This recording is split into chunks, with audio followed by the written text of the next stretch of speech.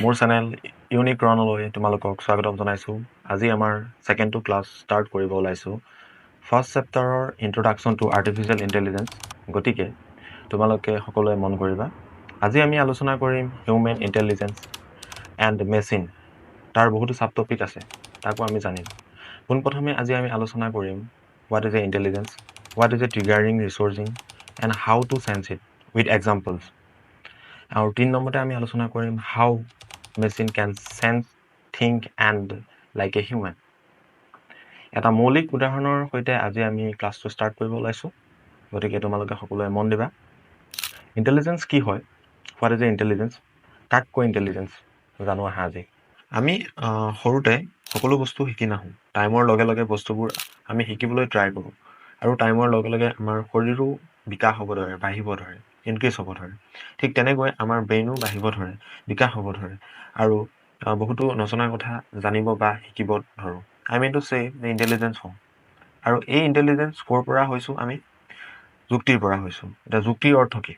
পৰিস্থিতিৰ মাজেৰে চিন্তা কৰি নিজৰ কামবোৰ ছল্ভ কৰা, আৰু এনেকৈ ইণ্টেলিজেঞ্চ হৈছোঁ। গতিকে তোমালোকে বুজিছা ইণ্টেলিজেঞ্চ কি হয়।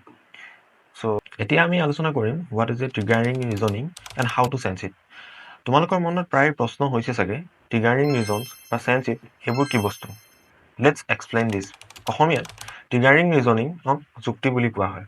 এতিয়া তোমালোকে মোক প্ৰশ্ন কৰিব পাৰা, যুক্তিৰ সূচনা কিহৰ বাবে হৈছে, কিহৰ বাবে আমি প্ৰথম অৱস্থাত চিন্তা কৰিব ধৰোঁ।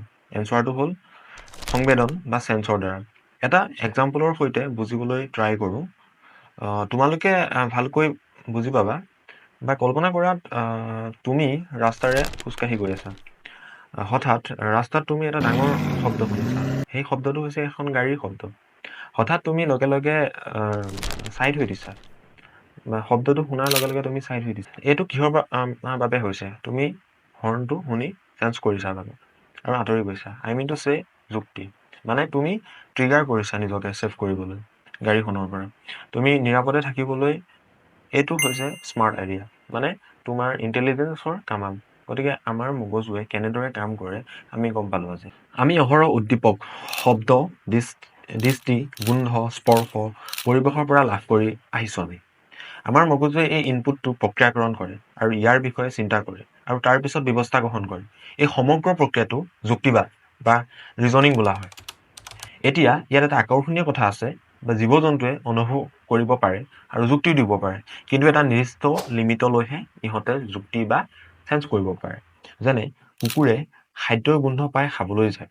হৰিণ এটাই কি কৰে, হুলস্থুল শুনি বিপদৰ পৰা হাত সাৰিবলৈ দৌৰি যায় বাঘে খায় বুলি। চ' জীৱ জন্তুৰ যুক্তিবোৰ সীমিত, তেওঁলোকক জীয়াই থকাত অকল সহায় কৰে। জন্তুবোৰ মানুহৰ দৰে ইণ্টেলিজেঞ্চ নহয়, কিন্তু মানুহক কেৱল জীয়াই থাকিবলৈ সৃষ্টি কৰা হোৱা নাই। আমি পৃথিৱীখনক অন্বেষণ কৰিবলৈ, গঢ়ি তুলিবলৈ, উন্নত কৰিবলৈ সৃষ্টি কৰা হৈছে আমাক। গতিকে আমাৰ মগজুৱে উচ্চ পৰ্যায়ৰ যুক্তিৰ বাবে চিন্তা কৰিব পাৰে বা চেন্স কৰিব পাৰে। সেইবাবে আমি শিল্প সৃষ্টি কৰিব পাৰোঁ, কিতাপ লিখিব পাৰোঁ, ৰবট নিৰ্মাণ কৰিব পাৰোঁ, মহাকাশখন ভ্ৰমণ কৰিব পাৰোঁ, আনকি আমাৰ দৰে চিন্তা কৰা আৰ্টিফিচিয়েল ইণ্টেলিজেঞ্চ জন্তু আমি সৃষ্টি কৰিব পাৰোঁ। কেনেকৈ অনুভৱ বা চেন্স কৰে, এটা ভাল উদাহৰণৰ সৈতে আমি জানি লওঁ আহা। যদি তোমাৰ বন্ধু লগত তুমি এখন গ্ৰুপ ফটো তুলিছা, আৰু তোমাৰ ভাল বন্ধুজনক তুমি ফ'কাছ কৰিব বিচাৰিছা, তেতিয়াহ'লে সেই ফ'কাছ কৰিবলৈ হ'লে বা চেন্স কৰিবলৈ হ'লে আমাৰ কিহৰ প্ৰয়োজন হ'ব? এটা কেমেৰাৰ।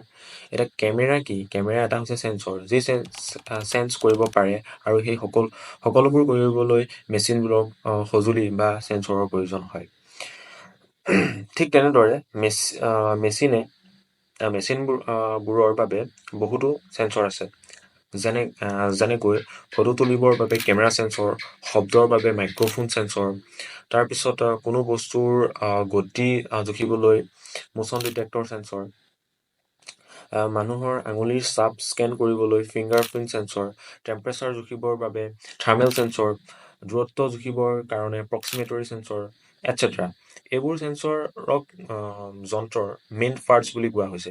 তোমালোকে দেখিছা চিৰি, এলেক্সা এইবোৰ হৈছে ভইচ কমাণ্ড AI।